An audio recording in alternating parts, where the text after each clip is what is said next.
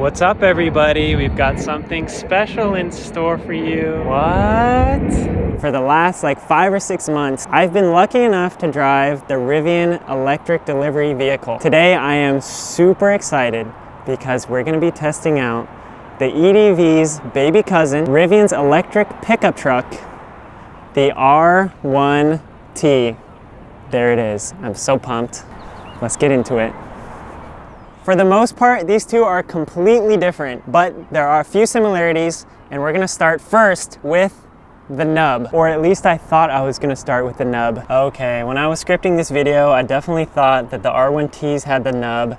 They don't even have the nub. The R1S has the nub, but the truck that I'm looking at right now does not have the nub, so just pretend like it has the nub. Anyways, here we go. Okay, so a couple days ago, I invited the owner of this truck down to the station to check out the EDV. While we were looking around, he noticed this weird little nub right by the camera. I had no idea what it was for. He hadn't noticed it before, but there it was, just nubbing away. A couple days later, I got a text. That little nub is a sprayer. I'm like, oh, this is awkward. Did this dude's dog pee on something and he sent me this message by mistake? The nub is literally a sprayer for the camera. I don't know how effective it is. I haven't even really heard that much about it. I haven't even tested it on the EDV. I'm gonna have to check it out now tomorrow when I go to work. But there you go. That's the story of the nub. So what else do the R1T and the EDV have in common? Well, it turns out, surprisingly not that much. First off, the EDV is massive compared to the R1T. It's about 5 feet longer and about 3 feet taller. The headlights are also different, although they're quirky on both the R1 and the EDV. But for the EDV, they went with a circular design, while the R1 gets these distinct oval headlights. Why they didn't do oval or circle on both, I don't know. I know it was a priority for Rivian to make the EDV look approachable and friendly, if that's possible for a delivery van. So maybe the circular lights make it look a little bit more like a face. They both get an insane amount of cameras and sensors. While the R1s have Gear Guard, which records activity around your vehicle while you're away, the Rivians have Amazon's Netrodyne system, which also includes a driver-facing camera. Right now, that Netrodyne camera is an external unit that's mounted to the windshield, but there's also a driver-facing camera integrated into the EDV already that just hasn't been activated. It's only a matter of time before there's a software update that enables that functionality. This trim piece in the grille, we noticed, is somewhat similar. That's what it looks like on the R1T, and that's what it looks like on the EDV. Just a little oval pattern, but it seems to carry over somewhat. The EDV only comes in one color right now, which is Amazon's Squid Ink Blue, but the R1s come in all sorts of different amazing colors, including this one right here, which is limestone. Ooh. This R1T actually has the matte stealth PPF wrap, which is why it's this matte finish instead of the gloss finish that comes on the R1T from the factory. There's one more thing that I've been wondering about. I made a video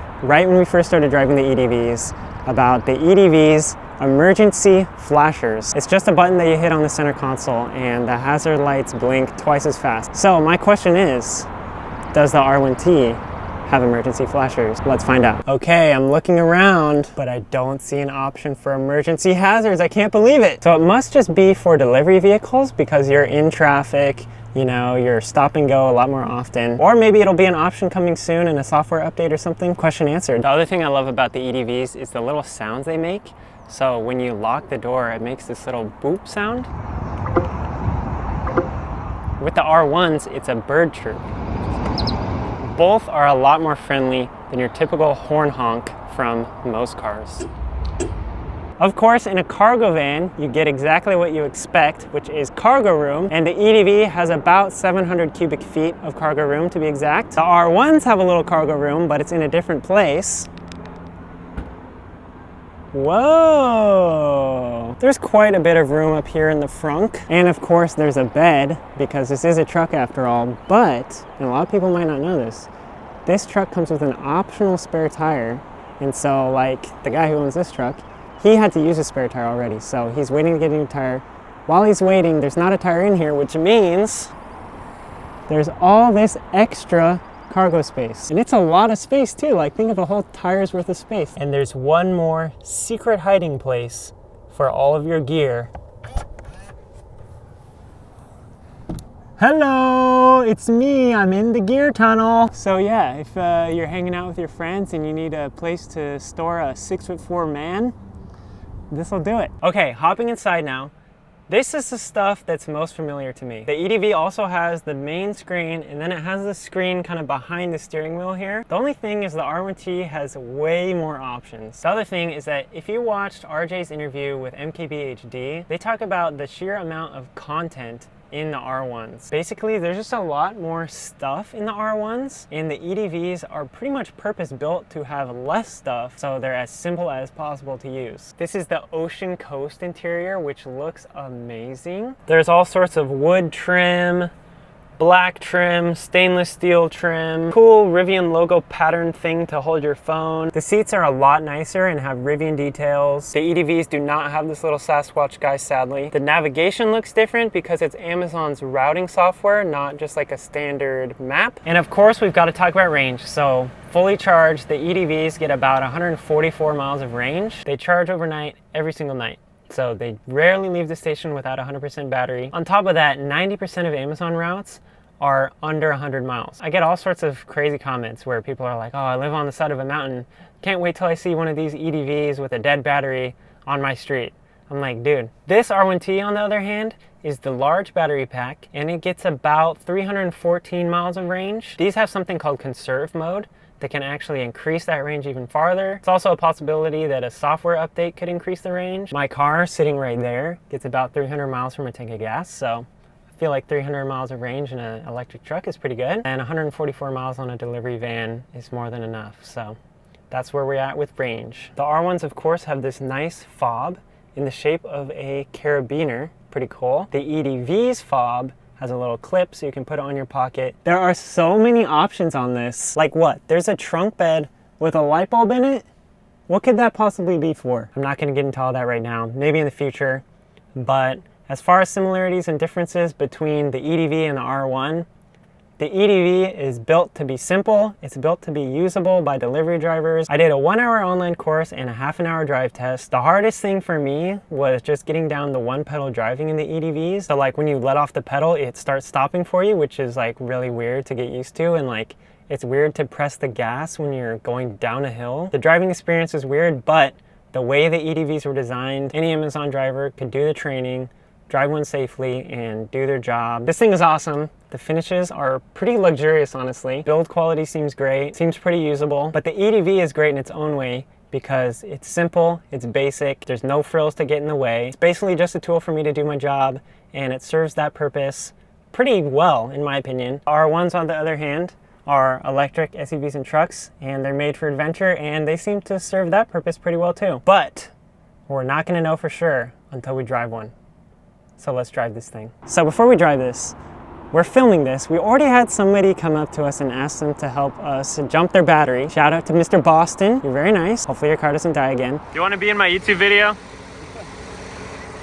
The other thing we noticed, there's just people like learning how to drive here. Like 4 different people learning how to drive. It's like some 16-year-old kid. He just ran over this cone. He ran over the cone. Like, there's no one here, and he ran over the cone. Moment of truth. We're here, R1T. I've driven the EDV, and that thing is pretty quick. From what I've heard, this thing is also pretty quick. Let's see if I can figure out how to drive. Okay, initial similarities and differences that I noticed that I didn't point out already. The window buttons are pretty similar. The vans don't have an electric seat adjustment thing. The vans have like the metal bar under the seat, so that's different. When I first sat down, I was like, how do I start it? Where's the parking brake? But there is no parking brake. When it's in park, that's like the parking brake. You don't need to do anything else. Just like the vans, it's as easy as just pushing down on the stalk right here, and it's in drive. We're about 20 minutes into our test drive, and we've gone, maybe a mile, because they're rebuilding the whole intersection. There's like a streetlight pole like dangling in the air right there. Oh, that's a good one. Okay, so the EDV, the visor is like humongous, like ridiculously huge. It's like a lunch tray times 2, it's huge. And this, I'm happy to say, is just like a normal car visor. The hazard button is up here. Oh, it has the SOS button. The vans also have the SOS button, but it's down here. And it's under a little like case thing. There's like a person dancing right there. Oh my gosh. That is strange. So left foot. All the way down, yep. Okay. And then release the brake. Oh my God. Dude. Okay, that was worth it. That's not like fast. That's like If you've never been in a vehicle like this, you have no idea what that's like. Because that's crazy. It's like Star Wars, you know, when they're like going to hyperspeed. This is the quickest vehicle I've ever driven. Yeah, this thing is awesome. Okay, before we end this one, what struck me the most after driving the EDV and the R1T, and how driving the R1T changed my perception of Rivian as a brand. So my first experience driving any electric vehicle was the Rivian EDV. So the van was the first electric vehicle I ever drove besides like a golf cart. I would honestly go so far to say that it led to a total paradigm shift in my mind, at least, in regards to what it means to drive. Like drive a van, truck, car, whatever. That's mostly because of the performance and the tech, even like driving mechanics, like just the fact that you can use one pedal driving. I will admit, I was someone who was excited about the EDV like 2 years ago before I ever got to drive one. I was like running after the Amazon driver when I saw them out testing. It just got me thinking that somehow a 9,000 pound van is quicker, it's safer, and it's just more fun than like my personal car. And then in the R1T, that experience was amplified by like 10. So that's what stood out most to me about driving the truck, is that a cargo van could surpass any other vehicle that I had driven up to that point in my life, and then something could come along and completely blow it out of the water. It'd be like if you only ate whole grains and vegetables. Driving the R1T is like eating a pound of birthday cake. Like, that's the jump. So as far as the Rivian brand, I was hooked as soon as I drove the EDVs. I'm still impressed after 6 months and a couple thousand miles. The vans make a pretty tough job, a little less tough and a little bit more fun. If I were to pick the industry standard for last mile delivery right now in the United States in May 2023, the Rivian takes the cake, no doubt about it. Bright Drop Zevo is on the way. Canoe, cargo van things are on the way. There are a lot of other options in smaller quantities, but my experience with the EDV and now the R1T gives me hope that Rivian is a serious competitor and that they're here to stay. And finally, the beautiful truck in the video belongs to a guy named Sean. He is a subscriber and a channel member. He actually reached out to me about filming a video. He stuck around during filming and answered all my questions for not 1, but 2 days. Thank you, Sean. Hopefully we can get your tonneau cover fixed. So that's it. Thank you so much for watching this one. Super fun to make. Also took super long to edit. If you want to be like Sean and get early access to all these videos, access to members only community posts, discounts on merch, I'll leave a link to the Friday channel membership down below. It's $2. It helps me keep doing stuff like this and you get a couple extra perks, so that's cool. That's it for now. Thanks again for watching. I'll see you next time. Oh gosh, would not recommend.